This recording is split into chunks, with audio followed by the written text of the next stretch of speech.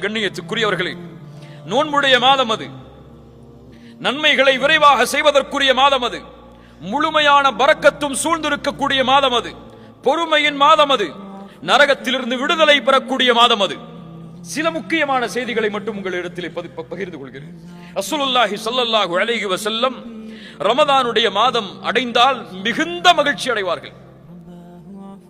சஹாபாக்களிடத்திலே வந்து சொல்லுவார்கள், அத்தாக்கும் ரமதான், உங்களிடையே ரமதானுடைய மாதம் வந்திருக்கிறது.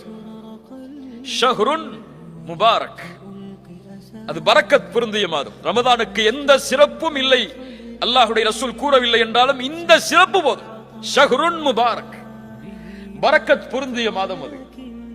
அல்லாஹு அக்பர். ஃபரதல்லாஹு அலைக்கும் சியாமஹு, அல்லாஹ் அந்த மாதத்தில் நோன்பை கடமையாக்குகிறான். துஃப்தஹு ஃபீஹி அபுவாபுஸ் ஸமா, அல்லாஹ் அந்த மாதத்தில் வானத்தின் கதவுகளை அல்லாஹ் திறக்கிறான். வேறு சில ஹதீதுகளில் துஃப்தஹு ஃபீஹி அபுவாபுர் ரஹ்மா, ரஹ்மத்துடைய வாசல்கள் திறக்கப்படுகிறது. இன்னும் சில ஹதீதுகளில் துஃப்தஹு ஃபீஹி அபுவாபுல் ஜன்னah, சொர்க்கத்துடைய வாசல் திறக்கப்படுகிறது. ரஹ்மத், சொர்க்கம் இரண்டும் தொடர்புபட்டது. ஹதீஸ் கலையில் குர்ஆனுடைய வசனங்களில் ரஹ்மத் என்ற வார்த்தை சொர்க்கத்திற்காகவும் பயன்படுத்தப்படும்.